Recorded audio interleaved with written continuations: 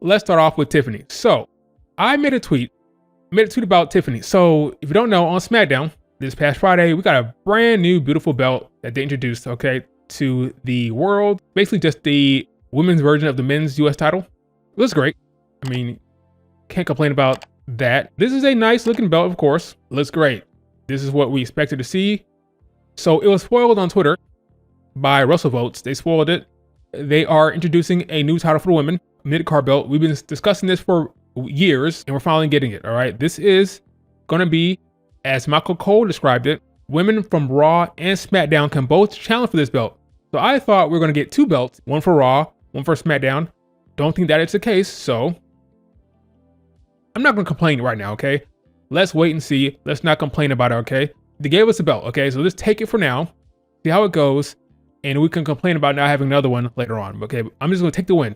You sit down, shut the hell up. It's a W. Take the W. Women get a mid-card belt. So they introduced this belt, and the talk is who's going to win it. Okay, is it going to be Mia Yim?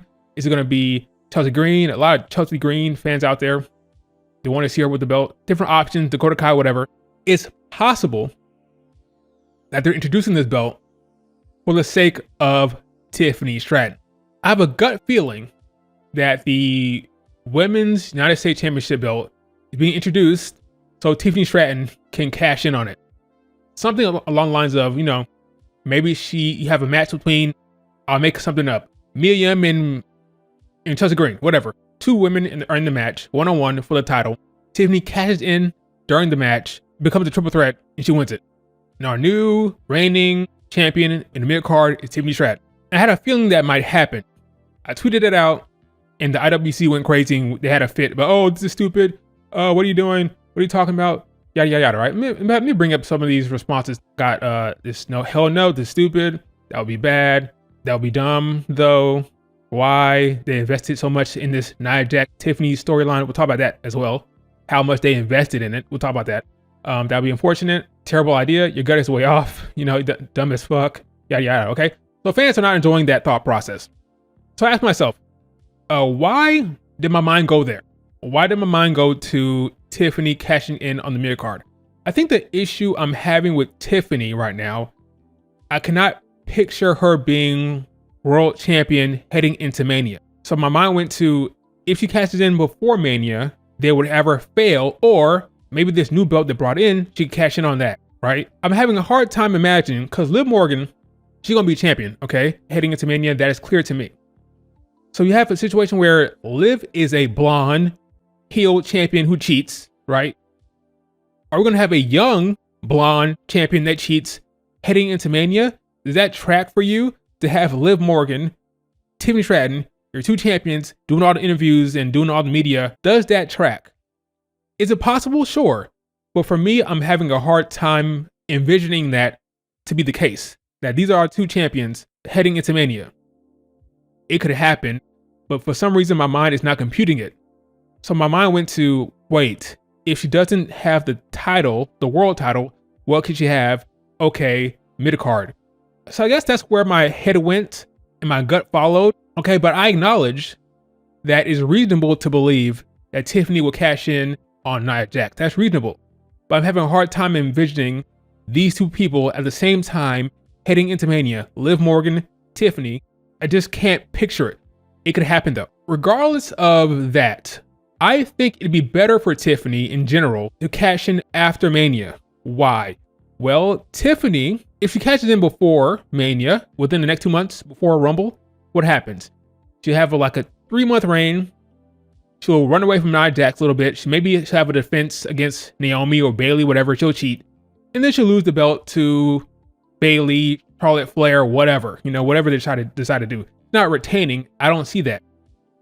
And then you have a 25-year-old who's the world champion losing, then going back to the mid card. You're not going to keep her at the top of the card. I don't believe that. She'll probably go back to mid card.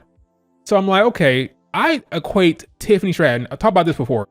I equate her to the likes of a Braun Breaker, a Carmella Hayes, okay? That ilk, okay? On main roster for less than a year. You bring her into the mid card. She wins a mid card title like Braun Breaker did, like Carmella Hayes is trying to do. That makes more sense for her trajectory, because once you win the world title, the WWE Women's Championship, there's nowhere to go but down, and she's 25 years old.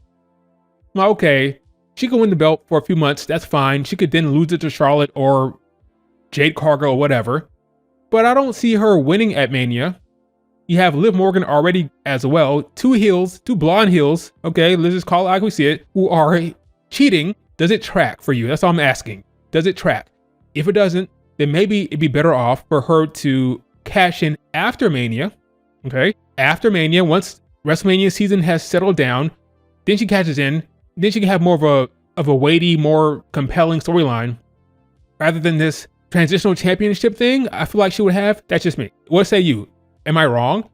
If she cashes in during Mania, then she champion leaving the show, but not going into it. That's fine as well. After the match, she cashes in, because I'm assuming there'll be a match. The match happens at Mania, then she cashes in. So yeah, I am a Tiffany fan. Those who've been following me for the longest time, they know that. I was her biggest fan in NXT before it was cool. I was her biggest supporter. I'm just keeping it real.